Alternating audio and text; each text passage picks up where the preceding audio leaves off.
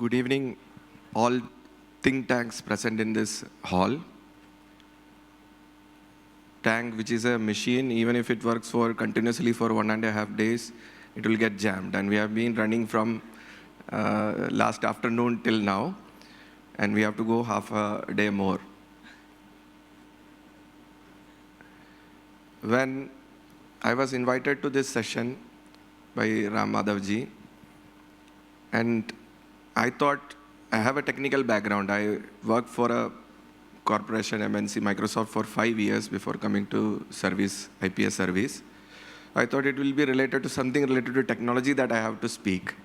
Then when the subject topic was shared, I was a bit surprised. Then I thought, why a police officer is asked to speak on such a topic? Because all those activisms, all those protests, all those things, finally it comes to the brunt of the police officer, how to tackle that, how to keep the society, the law and order in the society.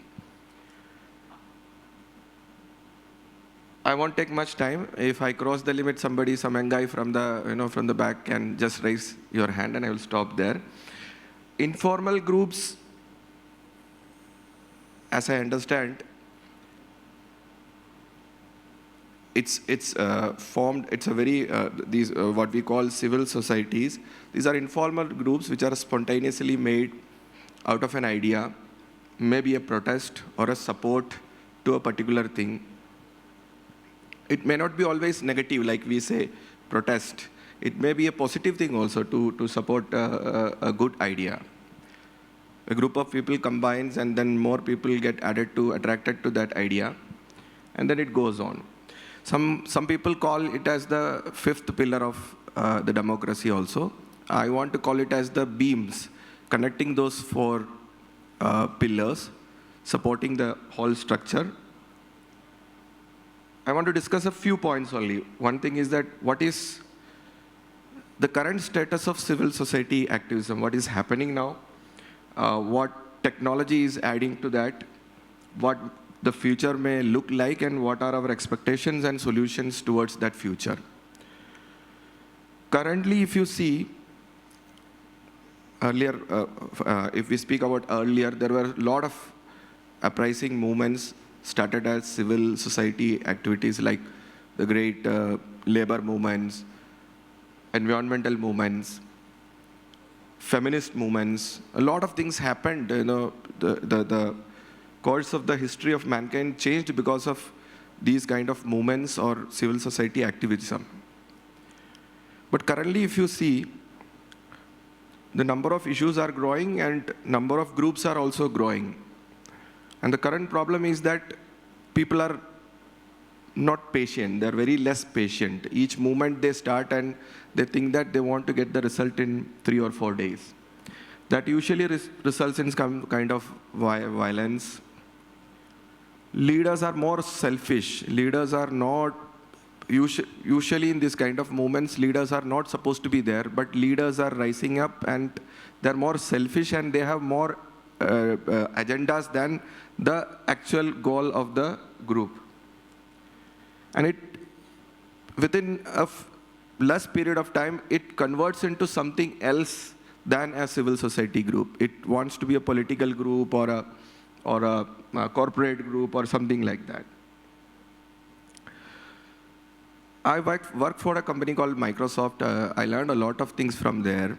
One of the things that I learned there, that company accepted innovation. There were innovation centers, incubation centers.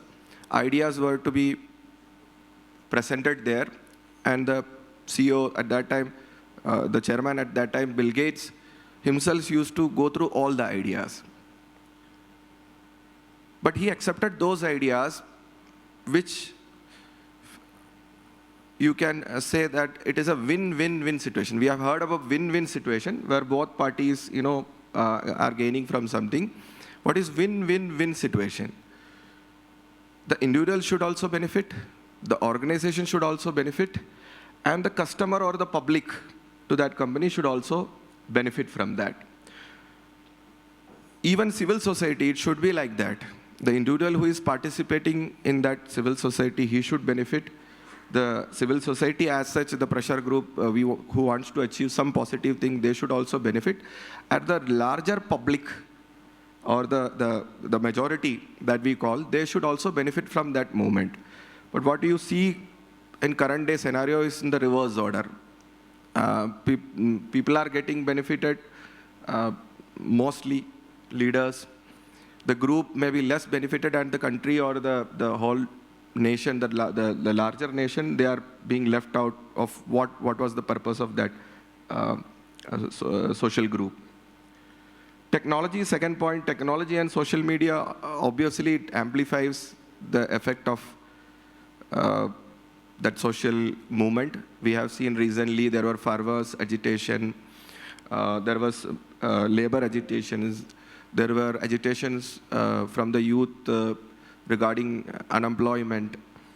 So technology amplifies that, and amplifies in such a way that the other pillars of the democracy have to hear about that. It's a good thing, but technology creates faceless people, or somewhere there, if the people don't understand what is being told in that social group, a lot of people can misunderstand the things from the social media. So it's one negative aspect about that.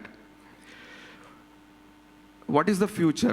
What I see is that, as a police officer also, what I see is that mass movements are things of the past. It may happen like we had farmers' agitation, but if you see around the world, mass movements where millions of people or thousands of people are getting involved, and which the movement goes on for 4 or 5 years, those kind of movements are going to be the thing of the past. What is going to happen are like small and social media or technology-based movements are going to happen. That number of social groups or movements are going to increase. May not be supported by masses, but the numbers may increase. Now, what should the other pillars, the government, the executive, the judiciary, the media, what should they do? In my opinion, conflict is a positive thing. Management studies says that conflict is a positive thing. Even in a house, there should be conflict between the husband and wife. In a company, there should be conflict between the management and the laborers.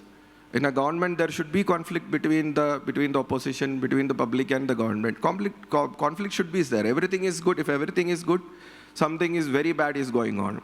The conflict is a very positive thing, but it has to be addressed in a proper way, not in a negative way. Protests are required, but the methodology, the method of protest is what important. So in my opinion, all the 4 pillars of the democracy, they should accept civil society movements, because what we have seen, if it is for the protection of environment, if it is protection of the rights, for the removal of inequality, it is required. Last point, what I want to say, a lot of people talked about metaverse. Even I was asking a question when I was sitting there. In metaverse, it's such a complex thing. You have to build the entire world as it is in the metaverse, then it will work. Like, you need the police, you need the government, you need the authorities in the metaverse present in physical form, then only it will succeed. And technology, from my experience, when I was working in Microsoft, email was a very big thing. Without email, nothing would have happened. And email, lot of applications, lot of technologies were built around email.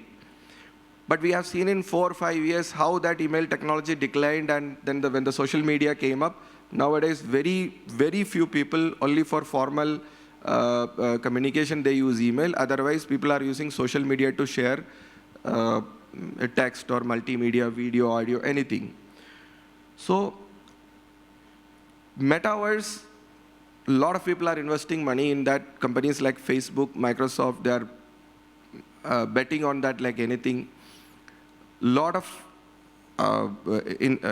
things inside the metaverse have changed. Like earlier in a central land, in metaverse, each land has a cost. So if you have to build a store inside a metaverse, you have to buy that land. That 5 years before, when I used to check that, that was 300, 400 rupees per square feet. Now, it's almost 3.5 to 4 lakh rupees per square feet in main areas of the metaverse that they are talking about, central land or something like that. So a lot of investment is going, value is being added, but nobody knows that maybe some other technology will crash land in between, or one particular application of metaverse will catch up and the rest things will remain there. What I want to say is that it's a good thing to dream, but we have to be in the reality also. The reality is people. No technology or no organization, no society will not survive with its base, that is people. People are very important. When I was a student, I thought that science is the most important thing. Like we also do. Like if you ask, what subject your child want to take, you will say science. If you don't qualify for science, you will take social science. And if you don't even get that, you will go for the study of languages. This is the general perception. But once I wrote UPSC, when I came into public service, I realized that it is the opposite way. You need language first. Then you need social sciences like economy, sociology, and then comes the science. For example, if Edison has invented lamp, it's a science. But inventing an incandescent lamp is not the big thing. It has to reach each and every house in the country.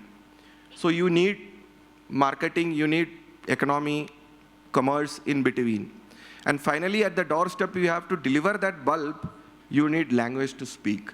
So without the language or without the social science, that science is of no importance. So my point is that civil society, which is comprised of people, that should be there, that voice should be there. No government or no media or no any other authority force can't suppress that.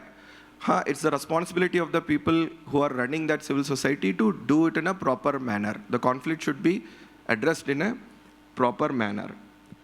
There is no doubt in anybody's mind that India is moving towards that place. India 2.0 is a big occasion. Next 20 years will define the future of India and the world, and India will define the future. And technologies like metaverse will come, but people are important. Without people, nothing remains. So we should focus on the people of India. Every voice should be heard.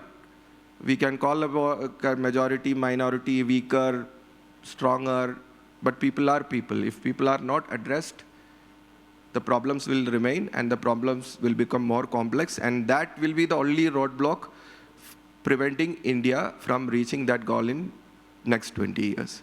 Thank you.